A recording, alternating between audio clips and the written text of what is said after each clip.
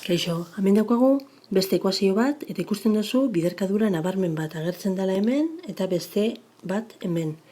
Beraz, biderkadura nabarmenak lehengo burutuko ditugu. Hau da, A-B berbi erakoa, eta hau da, A-B bideraken B modukoa. Hemen A, B-X da, eta B da bat, eta A, hemen X eta B da bi.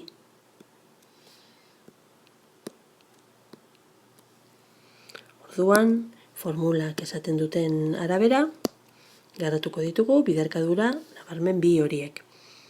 Lehengoan, zer ikusten dugu? A karratu egin behar dugula, hau da, bi Xen karratua. Lau X karratu da. Gehi bi bider bi X bider bat, bi bider A bider B, gehi lau X. Gehi B karratu, gehi bat karratu.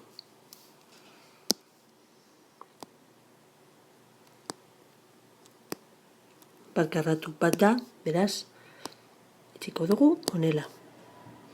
Berdin, lau, gehi, hemen ez dut parentesirik zabaldu behar, ze datorren eragiketa honek aurrian plus dauko eta bardin geratuko da. Beraz, A karratu, X karratu, ken lau.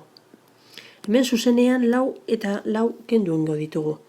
Orduan, geratzen den ekuazioa bigarren mailakoa da. Egin behar duguna da, lehengo atalean dan ipinita, bigarren atalean 0 ipini. Hau da, lau X karratu, ken X karratu, gehi lau X, gehi bat, berdin 0.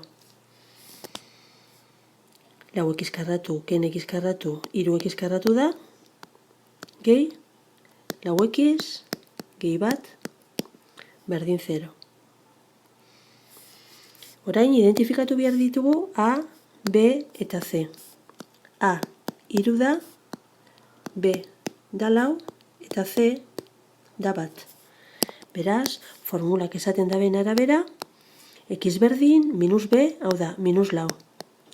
Gehi, erro karratu, B karratu, lau, karratu, ken lau bider, hiru bider bat. Zati, bi bider A.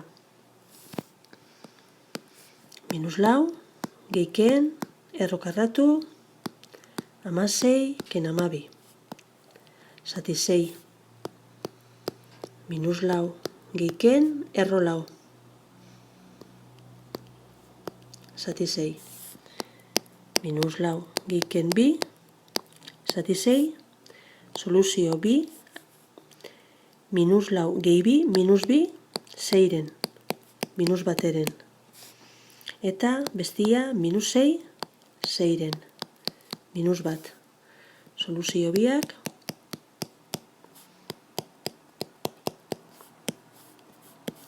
Hemen txen daude.